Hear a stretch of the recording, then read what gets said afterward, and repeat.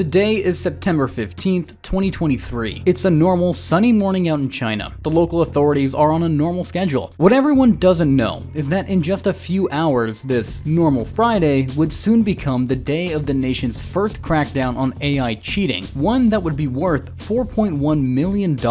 So let's step back to view the bigger picture. To understand and gain context on the investigation, let's introduce the first entity of the act, Tencent. Tencent is a Chinese multinational technology company and one of the largest gaming corporations in the world. It owns 100% of Riot Games, the developer of Valorant, essentially making them the parent company of the FPS giant. Tencent is also the official publisher of Valorant in China, responsible for game operations, security enforcement, and anti-cheating measures in the region. Hence, they play a key role in all of this. With their help, collaboration, and support in the bag, Chinese authorities were able to break down the cheat distribution operation with ease. And now that we have some context, let's go down the rabbit hole. The operation began in mid-August when the Yujiang Public Security Network Security Brigade detected suspicious online activities linked to illegal game plugins during an online inspection. With Tencent's cooperation and permission, authorities launched a month-long investigation before tracking down the culprits. On September 15th, law enforcement conducted coordinated raids across multiple provinces, including Zhejiang and Chongqing, involving over 20 officers from multiple brigades ranging from cybersecurity, food, drug, environmental, and criminal investigation brigades. The outcome? The crackdown led to the arrest of 10 individuals who were involved in the development and sale of illicit AI-based cheating tools, marking China's first criminal case against AI-assisted game cheating.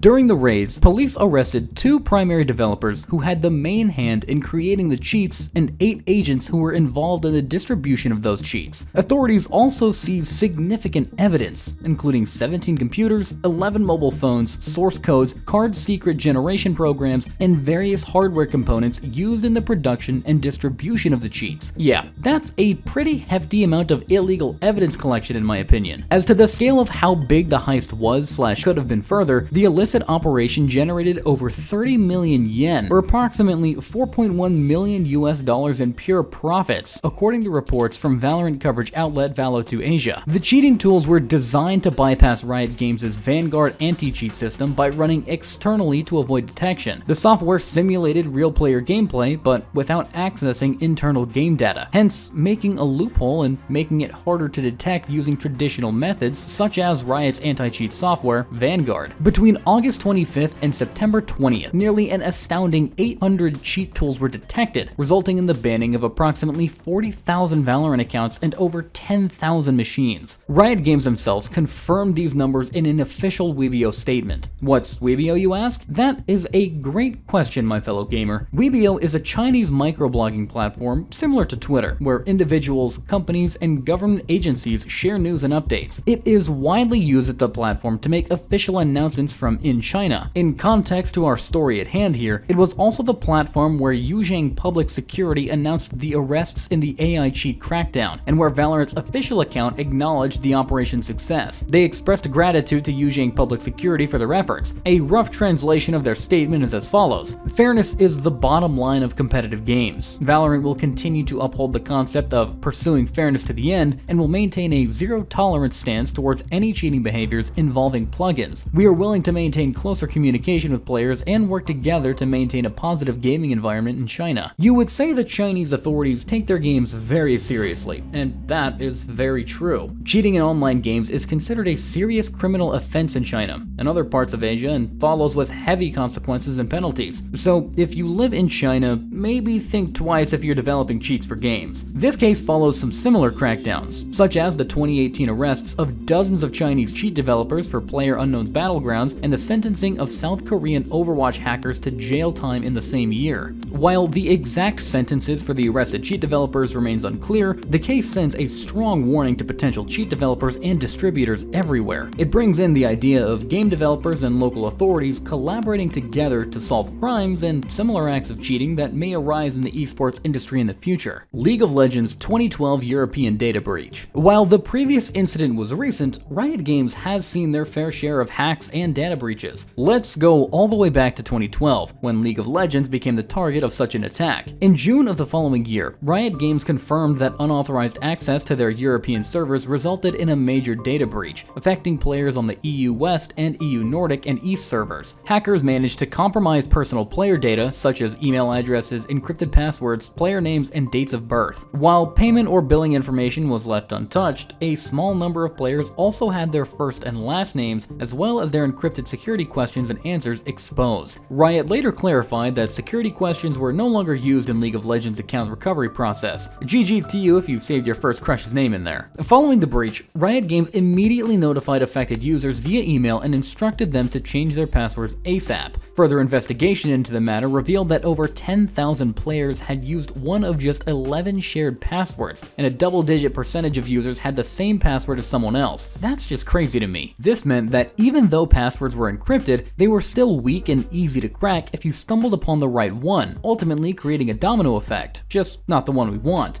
Riot responded by fixing the security vulnerability in their code that led to the breach and advised players to use stronger, more unique passwords, and warned them to be more cautious and alert of phishing emails that would target affected accounts and cause further damage. At the time of the attack, League of Legends had over 32 million registered accounts worldwide, though Riot never disclosed the exact number of users affected. However, reports estimated that around 339,000 players had their data compromised. Riot Games acknowledged their failure in preventing the breach, stating that they had been humbled by this experience and promised to strengthen their security measures. League of Legends 2013 North American data breach. Thinking things would return to normal now for them and their players, Riot wouldn't get to catch their breath just yet. Just a year later, in July of 2013, Riot Games suffered another major security breach, this time affecting players in another region, North America. Unlike the 2012 breach, this incident would involve much more sensitive information, financial data. Hackers managed to access usernames, email addresses, salted password hashes, and first and last names of players. To make things even worse and even more unsafe for players, approximately 120,000 salted credit card numbers from 2011 transactions were also compromised and accessed by the hackers. Riot would later clarify that the breached credit card records came from an outdated payment system that hadn't been used since July of 2011, hence the newer financial transactions were unaffected and safe. In response, Riot immediately launched an internal investigation and worked alongside security experts